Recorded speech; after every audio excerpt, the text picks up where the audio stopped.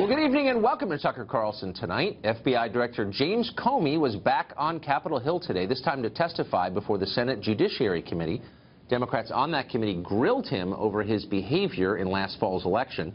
In response, the director acknowledged that his actions may have played some role in causing Donald Trump to win, and he said that possibility made him feel sick. Look, this was terrible. It makes me mildly nauseous to think that we might have had some impact on the election. But honestly, it wouldn't change the decision. Everybody who disagrees with me has to come back to October 28th with me and stare at this and tell me what you would do. Would you speak or would you conceal? And I could be wrong, but we honestly made a decision between those two choices that even in hindsight, and this has been one of the world's most painful experiences, I would make the same decision. I would not conceal that. Hillary Clinton can identify with that feeling of nausea. She seems to have decided she would have won easily last fall if it had not been for the meddling of James Comey. She said this yesterday. If the election had been on October 27th, I'd be your president. But I was on the way to winning until the combination of Jim Comey's letter on October 28th and Russian WikiLeaks raised doubts in the minds of people who were inclined to vote for me but got scared off.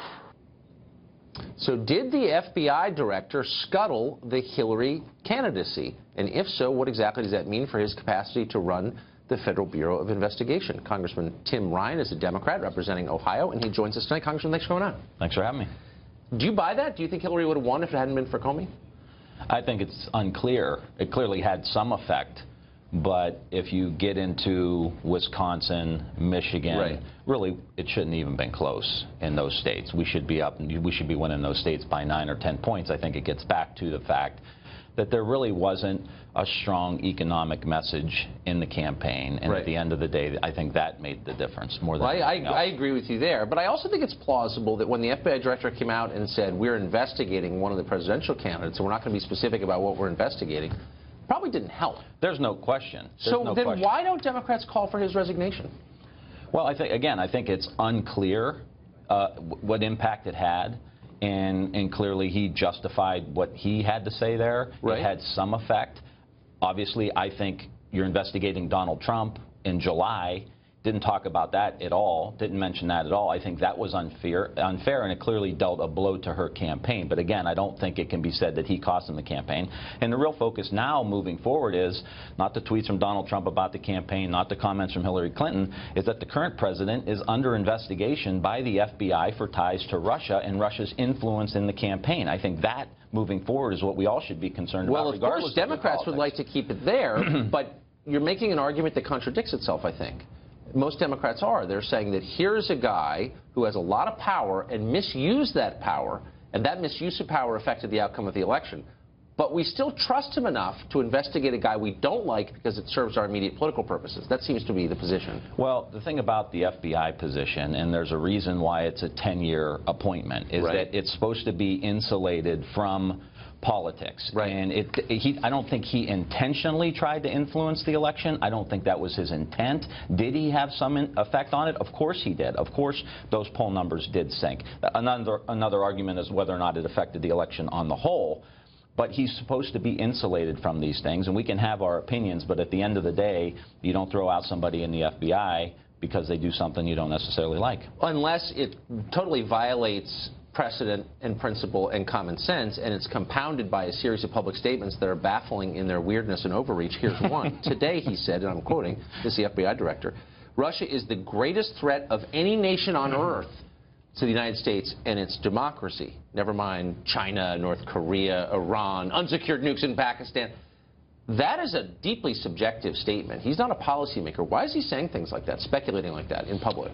My interpretation of that when I heard it is that he was talking about the democratic process. Okay. Putin's affecting these elections in the Ukraine, in those Eastern Bloc countries, in Estonia, and in the United States trying to affect the democratic process. That's how I read it. Clearly, Russia is more of a threat. North Korea clearly is a threat. I thought he was referring to the democratic process. So I was actually going to draw a little chart on my piece of paper here. So if we're to assess which world figures had a measurable outcome on the election, and you're putting Vladimir Putin in one column and James Comey in the other, I think Comey would win overwhelmingly. There actually is no extant evidence, if it's been made public, that Putin personally had any effect on this election. For all the talk, there's no evidence. But we know for a fact that Comey did.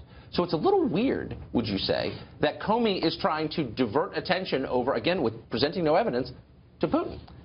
No, we don't know about the Putin piece. Obviously, we know about the Comey piece. We know about the emails. Well, exactly that has been debated ad nauseum throughout the whole campaign. And Comey's statements, his testimonies, were all very public.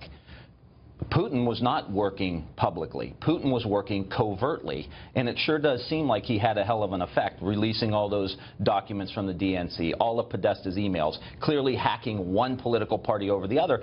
And Tucker, we all should be concerned about this. I'm not saying this is a Democrat. We should be concerned that Vladimir Putin, who has influenced elections in other places, they're trying to do things in the Arctic with natural gas. They're doing things in the Ukraine. I'm not here to defend Putin. I'm just saying that. Well, I haven't seen any evidence that any of this is true. That's the point. And after watching Comey again and again over the span of more than a year make these statements in public that are very hard to understand, claims that he does not back up, isn't it fair for the rest of us to say, okay, where's your evidence? Well, this started in July. The investigation is underway. You have numerous people in Donald Trump's orbit who have not only met with Russian officials, but most importantly, and I say this as a father, lied about those meetings that they had with Russian officials. To me, meeting with them, fine, whatever, you had meetings. Lying about them, now all of a sudden the red flags go up. So to say... Okay, but red flags are different from evidence. Look, I'm just saying... The investigation's happening now. You want, but if this was turned around and you know, they were trying to accuse Hillary Clinton of this, and we were saying, well, wait a minute. I did say that. When he came out and said we're investigating her, my view was, at the time and now, you can't say you're investigating someone without explaining what it is and what evidence you have, because that person can't defend himself against an amorphous charge. And Hillary suffered from it, Trump is suffering from it now, and it's all coming from one guy, Jim Comey, and it makes me nervous. But nobody's been prosecuted. Nobody's been put to a grand jury. Not yet, anyway. Well, we'll see. Congressman, thanks for joining us. Thanks, Tucker.